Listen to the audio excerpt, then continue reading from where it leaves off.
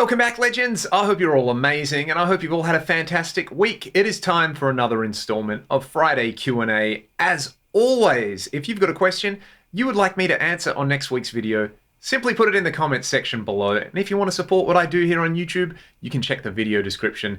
And there are a multitude of different ways to do that, whether it is listening and purchasing some of the music that I make with my band Ragdoll, Shill Shill. We're going to be in Sydney and Melbourne at the start of August as well. If any of you are watching from there, check our socials for details on that. You can also sign up to my Patreon or join the Discord server and come and hang out and talk about everything from guitars to cats to coffee. I mean, are there really any other things you want to talk about in life? Let's get into the Q&A. Am I aware of anything that does a Boogie 2C Plus in a pedal? I've featured quite a few Marshall and Fender style amp in a box pedals on here. But what about a 2C Plus? Has anybody put that holy grail circuit into a pedal? The closest that I can think of to something like that would be the Moore micro preamps. They do a Mark III, a tiny little pedal. Sounds pretty good. It is more meant as an entire, amplifier and cabinet simulator. You can turn the cab sim off in it. It doesn't have the Boogie style graphic EQ on it though. So off the top of my head, I can't really think of anything. I guess, does a tri-axis count? If you strapped it to your pedal board, that's going to do all sorts of different Mark series tones. But I don't know, is that something people would want? I feel like people chasing the Boogie thing inevitably just end up getting a Boogie, or they go down the modeling route like I have. The Fractal FM3 has a great 2C Plus. It's got a Mark IV, it's got a JP2C, it's got all the tri-axis modes in there. If Fractal came out with a little pedal that just did amp modeling and it had those models in there, I reckon that would be absolutely killer in terms of an analog circuit. I'm not sure, but maybe there is, and I am just ignorant to these things. Let me know in the comments if there is something that I should check out that does the 2C Plus in a box. I'm very curious. My thoughts on Nita Strauss leaving Alice Cooper's band and joining Demi Lovato's band. I say, good on you, Nita. Go and get that gig. I hadn't heard the latest Demi Lovato single until just before shooting this video. I thought I should actually go and check it out. And I didn't realize it was going to be, a MySpace era pop punk song. I actually think it sounds pretty good, and there are some very meaty guitars on there. Nita is an amazing live performer, so I'm sure that will be a lot of fun live. And the added upside to this is Kane Roberts is going to be touring with Alice Cooper again. So if Alice can just get Kip Winger to come back for a tour again, they can have that Constrictor era lineup, and that would be pretty sick. Will I do another Axe FX Ultra video? Yes, I'm working my way through some other rack mount effect videos at the moment. I do want to revisit the Ultra. I did say I was going to do it in 2021 and I didn't get around to it, but an Axe FX Ultra in 2022 video has to happen, I believe. I think because there's been so much cool stuff added to the Axe FX 3 and the FM9 and the FM3, it would be cool to just remind us all how far these units have come since the Ultra, which still sounds killer, but nowadays, when did they stop making the Ultra? 2011? It's nearly 11 years ago since the 2 came out, and obviously now the current generation stuff. Some things have changed. It'll be a fun video, and I will get around to doing it. Can I recommend a mixer that is rack mounted that also doubles up as a USB interface? I think the thing that immediately comes to mind for me are the Behringer X series. We use an X18R Live to mix PA and in-ears, and it is such a handy piece of equipment. I use it every single week. So much stuff crammed into such a small package at such a good price, and it also does USB audio. In fact, I believe it works on an iPad as well, so you can just hook up your iPad to your mixer live and record all your gigs into GarageBand or something like that. So I would say that is probably going to be the most cost efficient, or it's going to have the most features to cost ratio out there. Something like an X18, I think they make a smaller version like an X12, and then you've got stuff like the X32, which will rack mount, and they will also offer USB audio. Am I planning more synth-based stuff on the channel? I definitely am. I've got my Hydra synth sitting over here. I can see it and it is beckoning to me. I'm probably going to pull it out this weekend and make a bunch of cool spacey noises with it. If there are topics you would like me to cover on a guitar perspective on synthesizers, then let me know in the comments as always. How do I deal with making mistakes, especially live?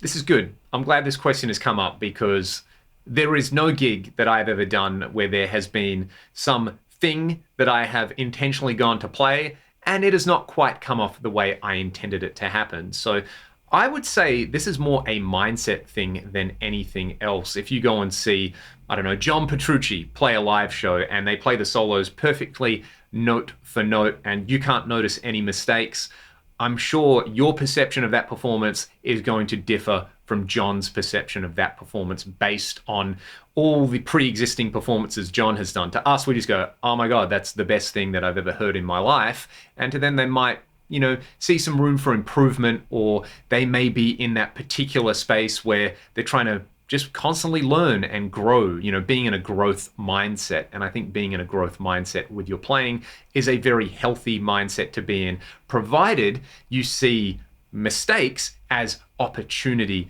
to learn and grow. So it's a twofold thing there. You don't want to get too hung up on being absolutely perfect for a live performance. You want your performances to have character and you want to be in the moment as much as possible. So if you're playing a guitar solo and you hit a bum note, my approach is to just kind of laugh and smile and just move on with the rest of the solo and leave that moment in time as a moment in time.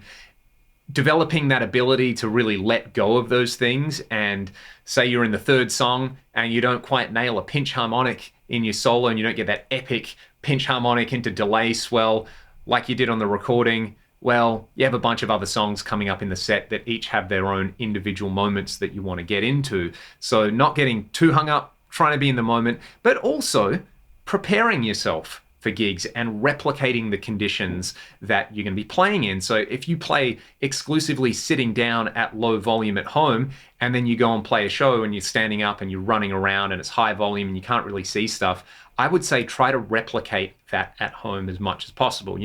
Get a big disco ball and a black light and wear your guitar lower than you're going to wear it live, and practice things at higher tempos than you're going to play them live. This is something that I definitely do, and it's pretty funny. It's basically me doing aerobics in this tiny little room here and getting prepped for the show.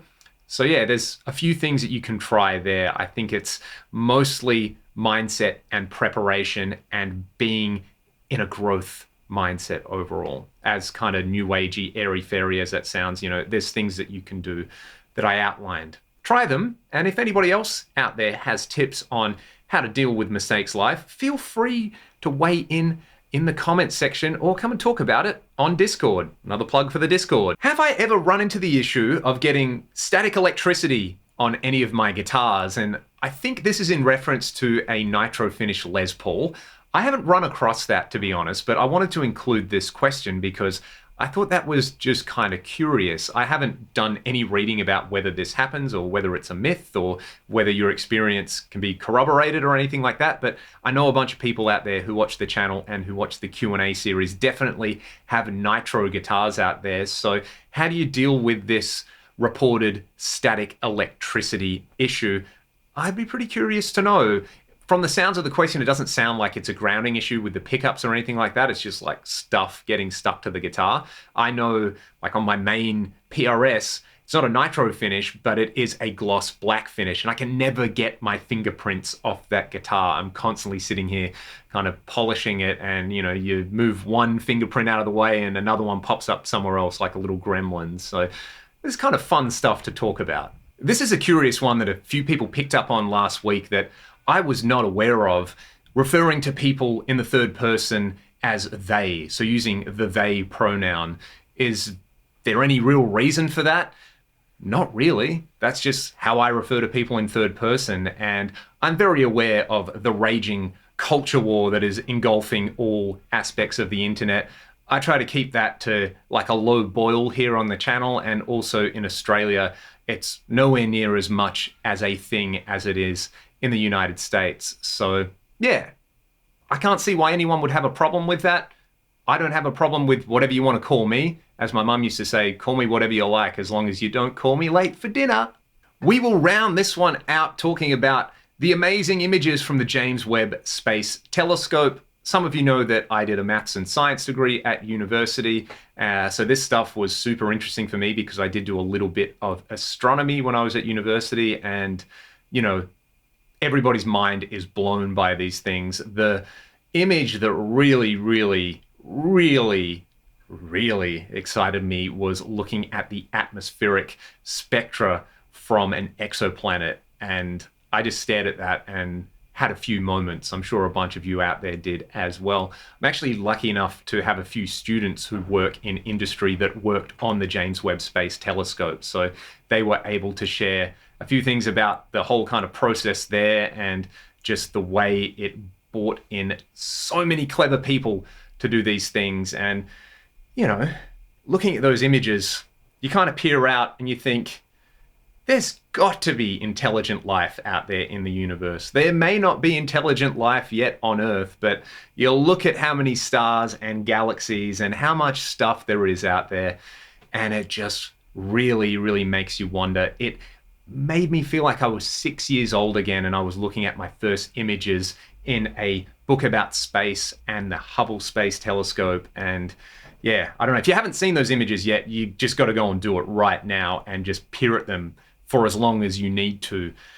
Amazing stuff, and kind of one of the cool things that human beings do. You know, we build stuff and we use science to refine the way we build stuff, and we think of ways around challenges when it comes to measuring things. And yeah, it's a beautiful thing. I'm getting very kind of emotional thinking about it. It was definitely cool to see those images, and it was cool to see astronomy talked about in the mainstream news, aside from all the other stuff that goes on. You know, you peer out into space and you just go, yeah, we really are just living on this tiny little bit of slime around a little rock somewhere out in space.